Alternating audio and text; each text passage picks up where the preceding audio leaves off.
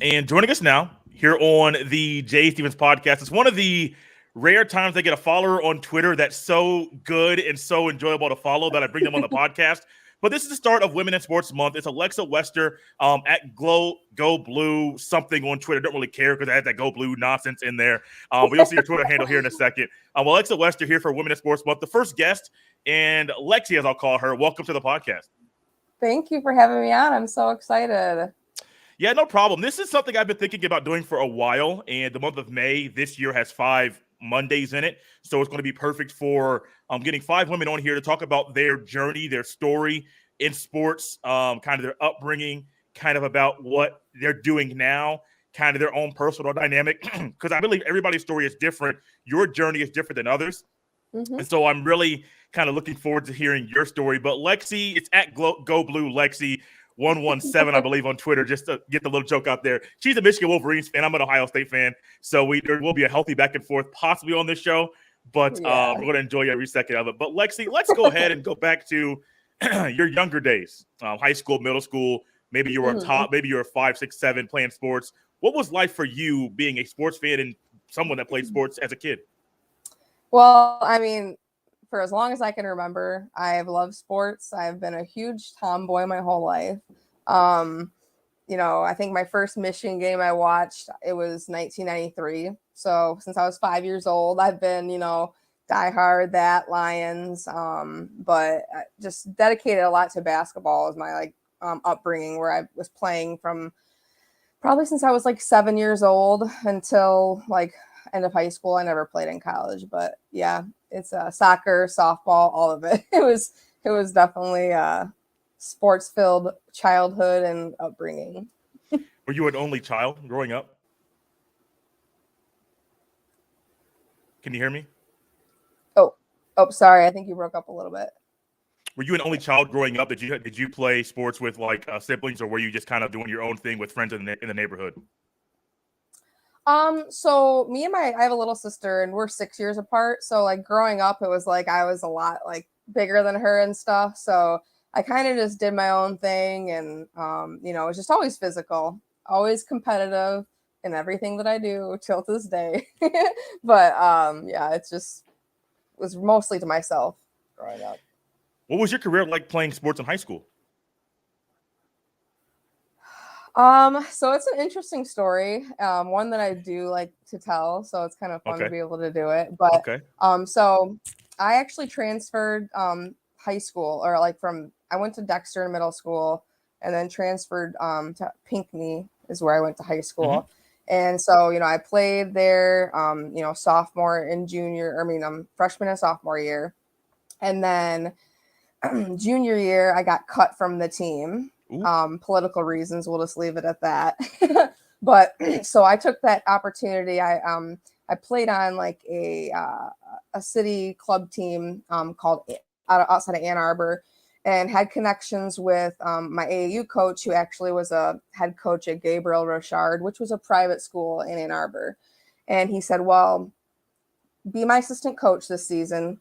Get your, training in. You can see it from the other side. It'll make you a better player. I got you, So I actually went and was an assistant coach my junior year at a private school with girls my age. And it really just changed who I was as a player. Come back my senior year, was 6 man off the bench, basically.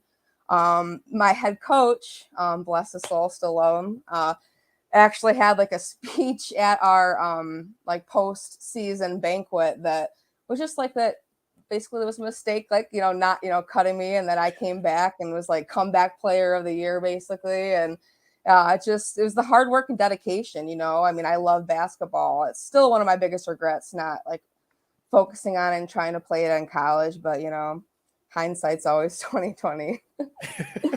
You really can't go any further without hearing what kind of basketball player you are, because I know you are a tomboy, and I do know how guys are when they see a girl playing basketball and maybe she's talking trash to them. They want to go back at her and just let her know, you're not going to come here and run this court. This is our court. What kind of hooper were you going in high school?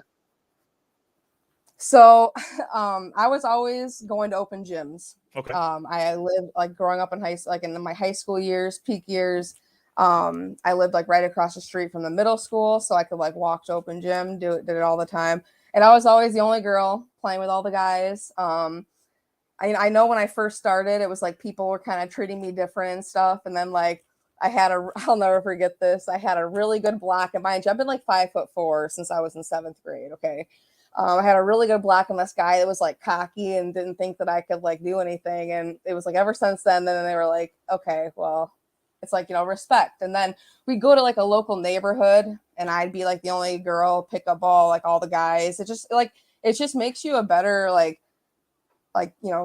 playing with guys and playing with people who are like faster pace and stuff, like definitely gave me a better like advantage. But I played ball basically until like I was like 21, like in places like that. But I do know there have been times when I'm not the best basketball player at all. Like I will just come out and say that like that's not my sport.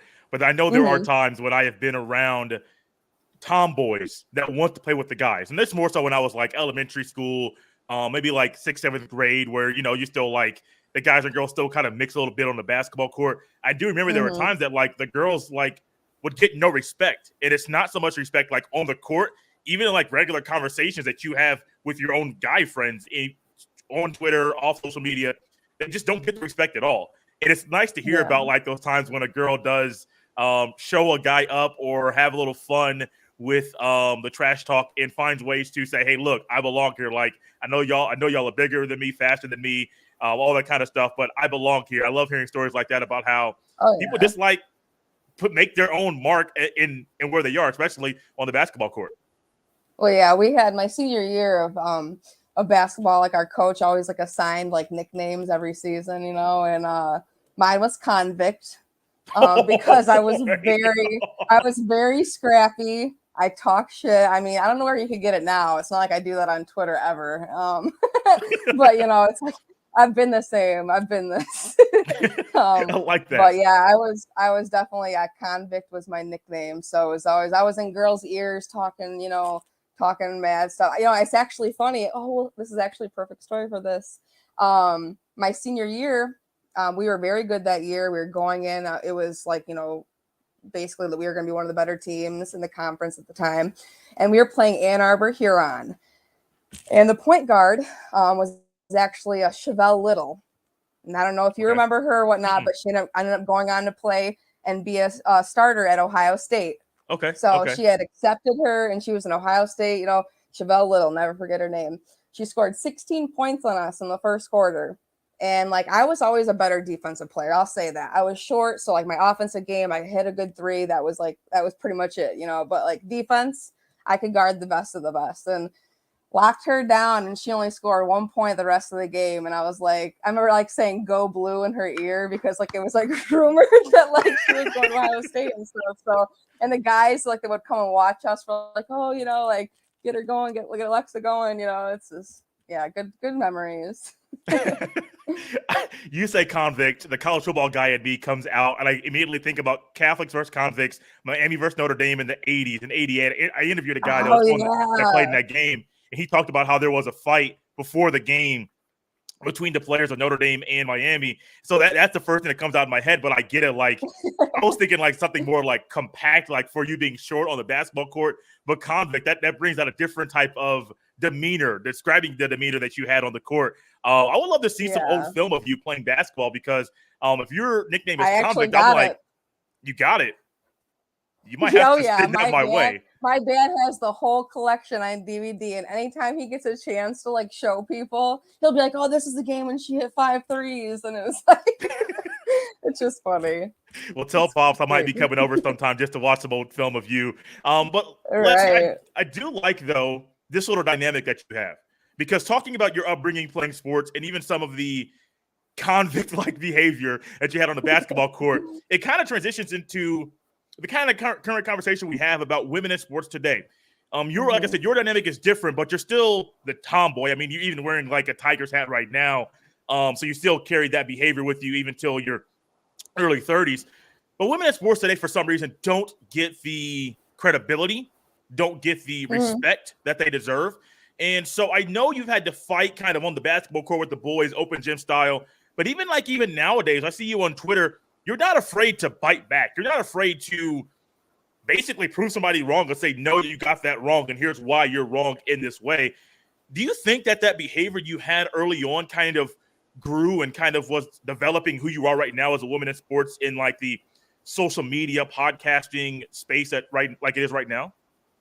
Yeah, and I mean that also comes kind of just from the way that my parents raised me. It's like my mom was always a strong woman till this day, one of the strongest women. My dad always taught me not to take any shit, so it was like basically that's kind of the mentality, I think, literally since like elementary school. I can remember even on the playground days, like I was never afraid to stand up to anybody, let alone like a man. And I just think that it brings a lot of people either love you for it or they don't. And I've been told that I am a strong personality, and it's like, okay, well, yeah, I am, like, that's fine. Because that means I'm not gonna like be told down. But yeah, I till this day don't get the credibility. I mean, I have so many stories of when it's like just the disrespect aspect because I'm a girl talking sports. And I mean, it is what it is. Like, I told myself a long time ago that, you can't let like the actions like of others like affect this, because if not, I'd be going crazy probably my entire life, because there's always going to be, some people that have misogynistic, undertones with this type of stuff. I mean, it's just been such a male dominated thing our whole lives, like at least projected wise. But yeah, I've been this way, like like I said, for as long as I can remember, and I don't know any other way. So it's just who I am. Why do you think? I know you talk about the male-dominated avenue or area of the space that this is, but why do you think women, or excuse me, why do you think another reason that you have not gotten the respect that you believe you deserve being a woman in sports? I mean, we could get like, into a whole debate about like, something like that. I know, but it's just because, females have just not been viewed in that way. Or at least not taught in schools. Like growing up, it was like few and far between that like we were, presented with female athletes. Like I can remember like growing up for me, it was like Lisa Leslie. Like you see those rare things and you just like think, okay, like I want to be like that, or why can't I be like that? And like I think a lot of it is women are just told, unfortunately, I can say probably like the millennial, like my age, just the tail end, we're told, well, you can do whatever you want. Because other than that, I feel like it was just really restricted or maybe not supported as much when like you're younger. Because it's like I just never understood why it was so shocking that I always knew sports, or I knew football or basketball or baseball, like across the board. I mean, hockey, I can remember, God, I was obsessed in elementary, middle school. Like, so I just never understood why it was like that, because that's just like, I don't know, like what I've always enjoyed. And I didn't do it just because of something like that and like that reason. But I don't know. I just think there's always going to be like a stigma, but it's like I just do my thing and you just got to roll with it, and take advantage when you can, like, because it's, just something that women deserve to be a part of and, be able to like be respected in. One thing that I like to do, and this isn't just with sports and things going on now, but also just in other areas of life, is look at the history or look at back and forth as far as like, where did things start? How did things progress? Where are we now versus where we were back then? And I want to make some connections here. People can be like, Jay, why are you going this far? Well, hear me out. You're going to understand. When you think about slavery and you think about the oppression and the things that have happened to black people, well, the country was started one way. The civil rights movement was in the 50s, 60s. Martin Luther King died in the 60s.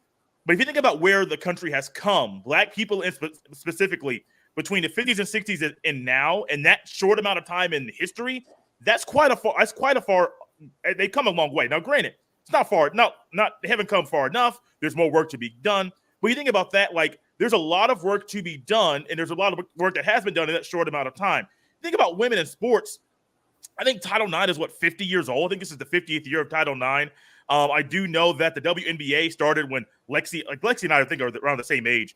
And so it started when we were in I think elementary school, was like late 90s was when the WNBA has started. If you think about the 25 years of the WNBA itself, yes, it was unfortunate that it waited until the 90s to get a professional women's basketball league in the United States of America. It's unfortunate that Cheryl Miller was not able to play professionally in a league like that while she was playing basketball. But there's been a long way that people have come, women specifically, in just say basketball. In that 25-year span, there are girls that I see just out on social media and stuff. They're happy playing basketball. I have my own friends who have daughters that are playing softball, that are playing basketball, playing different sports. They did not have this opportunity a long time ago. Even when we were kids, like maybe there were girls leagues you could have gotten. I mean, there were girls leagues, but there weren't as many. Like the AAU scene for girls was not like it is. The travel scene, all those things. So yes, it's unfortunate that people like yourself don't get the respect that they deserve.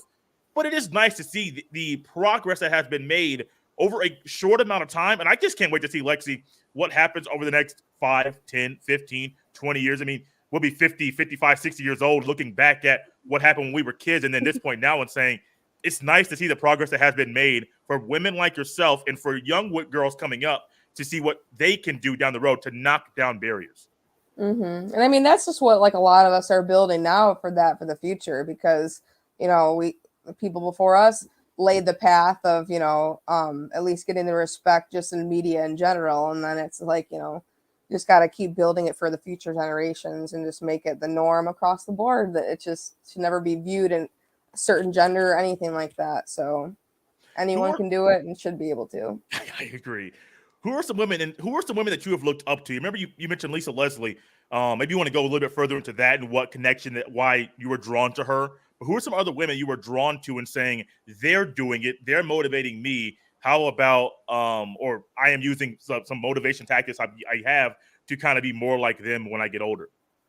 Well, like it's funny because like I can say that it was really like I didn't have a lot of like women that I really viewed growing up too, because I think that I was so like into the sports that I was watching and stuff that I made those idols like the males, unfortunately, like, you know, but it's like, but as I got older and you respect and you see the grind of what women are doing now, that I'd say like Mina Kimes is one of my like top like women in sports across the board, like to just how humble she is, but like, you know, not afraid to to like stand her ground and like just tell someone off, and you know, to do that. Like she's probably my top person that in the whole like sports industry is someone that should be idolized, and like, you know, that it could be anyone can do it, let's do it, you know, like it's really. I saw somewhere, and I think it may have been a month ago, maybe her mom backed her up on Twitter, but people just keep coming at her with this nonsense. And I don't know if it was a football topic she was talking about. I don't know if it was just something outside of football, outside of sports, but people just keep coming at her and attacking her. And basically it's, you're a female in a male dominated sport, in a male sport. I mean, it's football, not trying to be sexist, but football is a male sport. And people are just coming at her with all this nonsense. And I love seeing people like Dan Orlovsky and Marcus Spears and all the other coworkers she has, male coworkers, come back and just have her back. I don't know why people keep coming for her head, especially with football topics, because she's one of the brightest football minds that's out there right now. She has a huge platform, and she's using it, and she's having fun, smiling. So I've never understood the kind of pushback or the hatred that she gets, because it doesn't make any sense to me. Yeah, I mean, that's just, you know, again, like the misogynistic just past and like undertones that a lot of people still carry or were taught. So it's really just threading it out like after each generation. So there's just always going to be that. And I mean, because it's like people were just getting so upset, and it's like, for what, you know? And then you want to question her, and then you get the people that just say that, you know, I don't, you know, believe what you're saying or whatever, because you're a woman talking about sports. And it's just exhausting. But, you know, it's like, you just got to kind of just keep your head up and keep going. And that's how you really make it as a woman in this industry, is just, you know, ignoring all the BS and just sticking to your own path.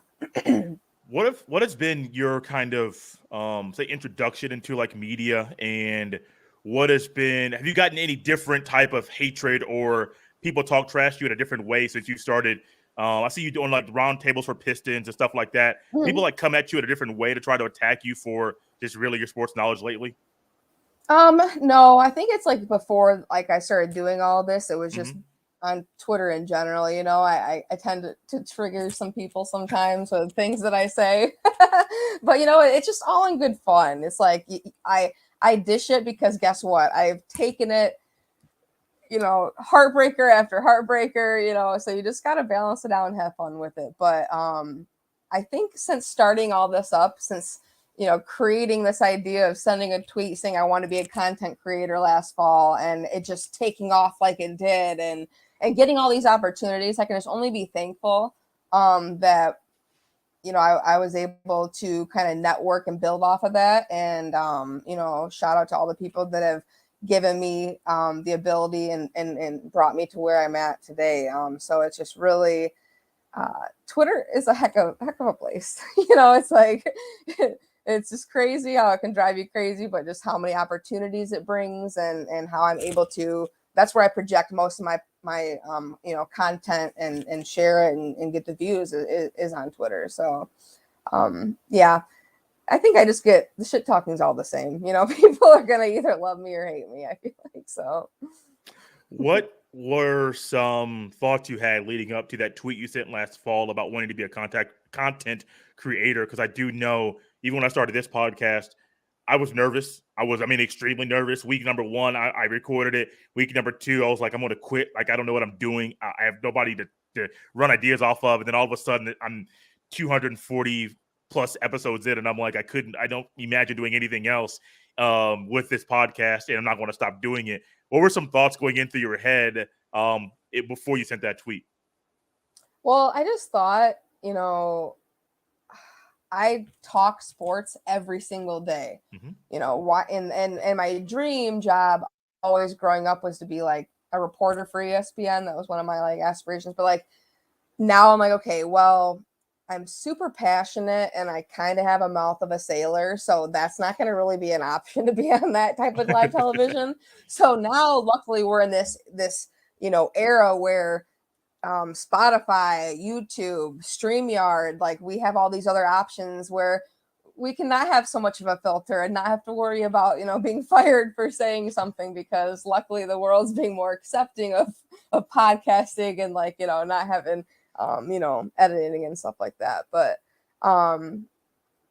you know, it's nervous. Like I'm nervous about it, but like now that I'm kind of, you know, I've signed on with Multiplicity Media Group, and they kind of, I work with them. I just published my first article with them.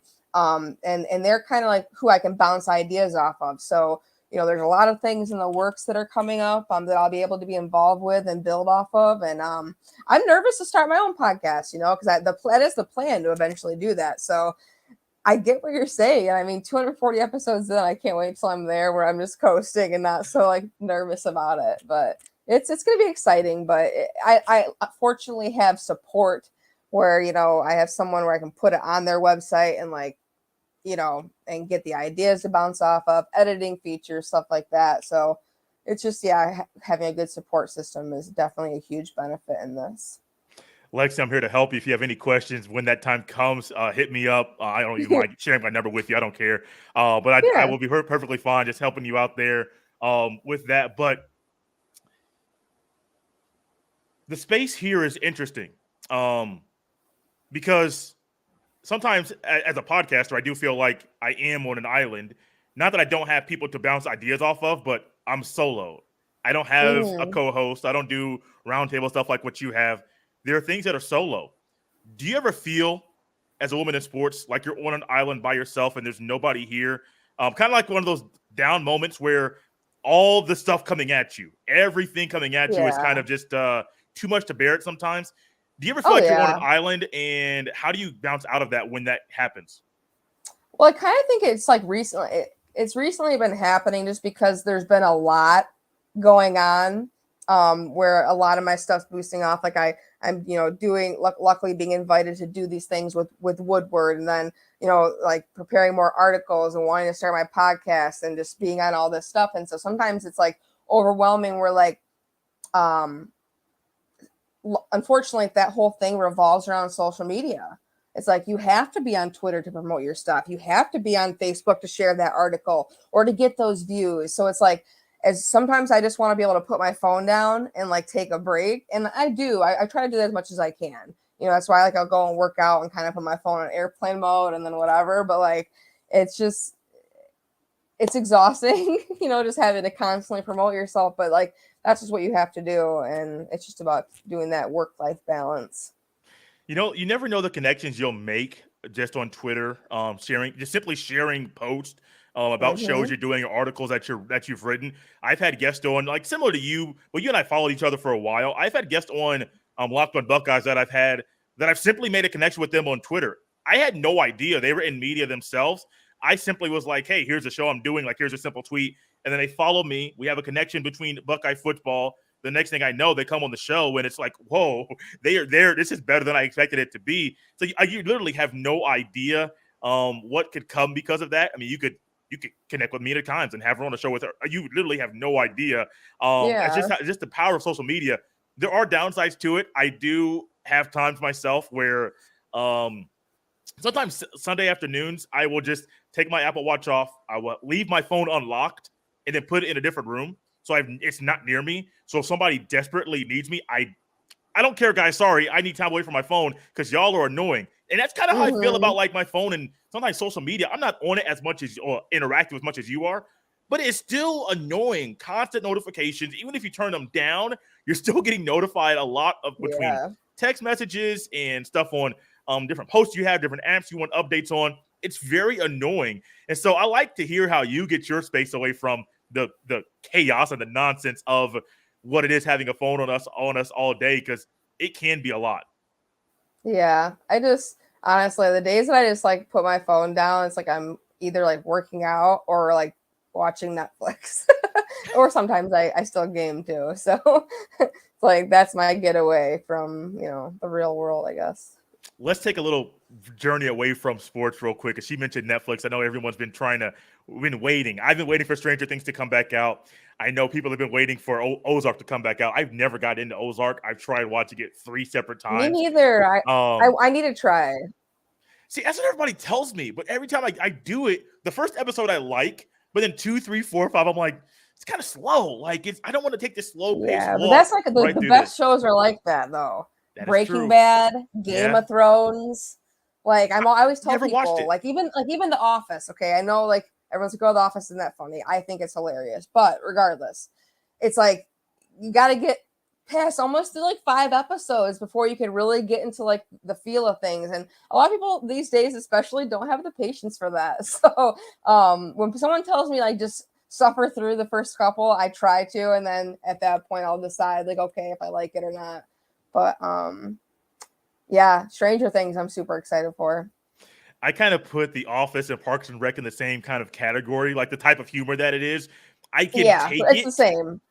But the doses of it, if I'm binge watching, I can't take it for an hour or two. I kind of have to break it up just because I guess this doesn't sit well. Just doesn't compute well with me, I guess. I don't know what it is, but when I try to watch Parks and Rec, very dry humor. Yes. And honestly, the only reason, because like dry humor isn't my thing, like nonstop, but I watch The Office live. So for me, that's like almost like my nostalgic, like early, mid 2000s, post high school, like that I hold on to, that I remember watching it like every, what was it, Monday or Tuesday it came out. Like, so yeah, that's really why that I do. Otherwise, if I try to watch it now, I'd be like, wow, this show is terrible. Like, because it really is. The humor is so 2005, 6, but. That could be why I haven't really been able to get into it, because I didn't start watching it until past couple of years, trying to watch it. And I was like, no, this is just not me. It could be the time period. I don't know. Someone said Abbott Elementary is kind of like the modern day, like The Office, but like a school. And I'm like, oh, I got to start watching that. I've heard such good things. Is that on Netflix? No, it's like a TV show, Abbott Elementary. Oh, okay. Yeah. You got to look it up. It's everyone has said it's hilarious, so it's on my list, but it's not like on Netflix or one of the streaming. Yeah, everyone talks about it. I hopped on a Spotify one time. The people that I work with, MMG, like we're talking about it, and yeah. No, I'm gonna remember you said that. I don't know. I'll probably this weekend, maybe when I get some more free time, I'll probably pop it on and try to watch it and see I don't know where everyone's to talking stream about. it. I think it might be Hulu, but if you have Hulu Live, I don't know, because I know it's like a live like show. So okay. We're going to be wrapping this up here soon, but I want to go back to something you said previously. Kind of have a little. There's a thought I had in my head that escaped, but it came back.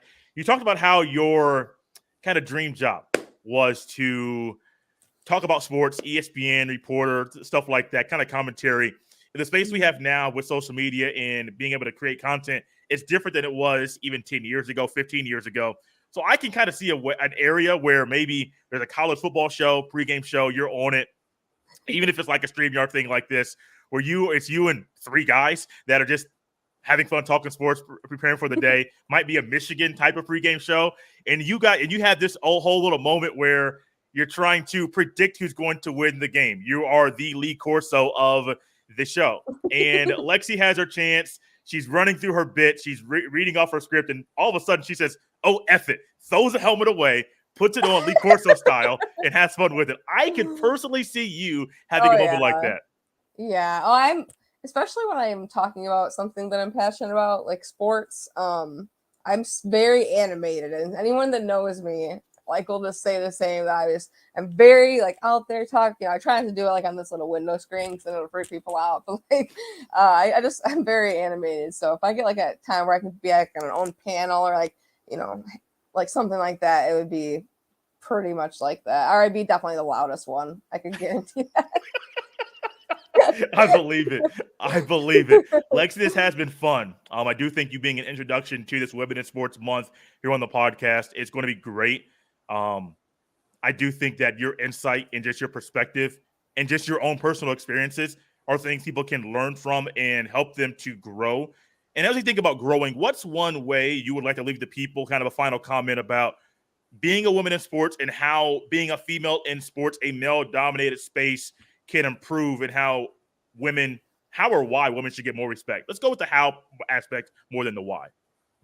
I mean, really, it's just about giving them the same opportunities. And I've seen that being increased across the board, where it's like the motion of hiring more women, getting women on staff. You're seeing more women, as referees, as assistant coaches, as hitting coaches, like for baseball. It's like, it's just really incredible. And I think that's like what's going to cause this uptick, is when we see it and it's like presented more, that more women are doing the things that they haven't done and showing those milestones, that it gives confidence, to the younger girls seeing it, that hey, really, I could be a football coach one day, because God knows I would have wanted to be on the sideline when I was like 5 years old, like, but like you just always saw only men, and so it's really just about giving those women the opportunity to do it and letting them succeed, and like letting the world see it it's going to be like the thing to do.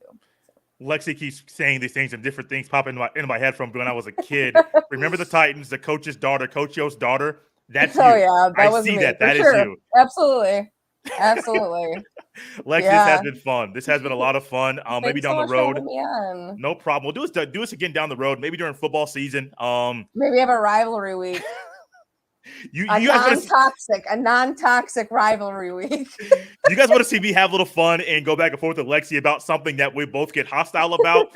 Make it be Michigan week. Make it be the week of Thanksgiving, right before we go to our family to enjoy food and just spend time with them.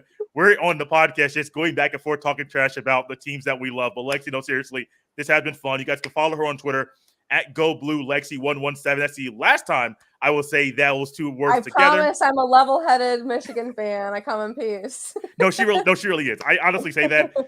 She's one of the reason why I follow her is because she's a Michigan fan. I want to get their perspective, but also I'm 33, so we're about the same age, and I do kind of like the way that you bring back the nostalgic shoes, the jerseys, everything from our childhood. I got all the jerseys. I got some jerseys in my closet, but I don't think I have the shoe game like what you have. Like yours is killing mine. I know. I've always been that way. Honest to God, I think I've had a first pair like Converse when I was like 5, and I kind of was like, okay, I gotta look good ever since. I had so many J's growing up, Air Forces, like the original Air Forces that were like that, like dirty gold. You know what I'm talking about? Oh yeah, like I had those pair like 5th grade. Man. Lexi, this has been fun. Thanks for coming on. I really appreciate it. Thank you.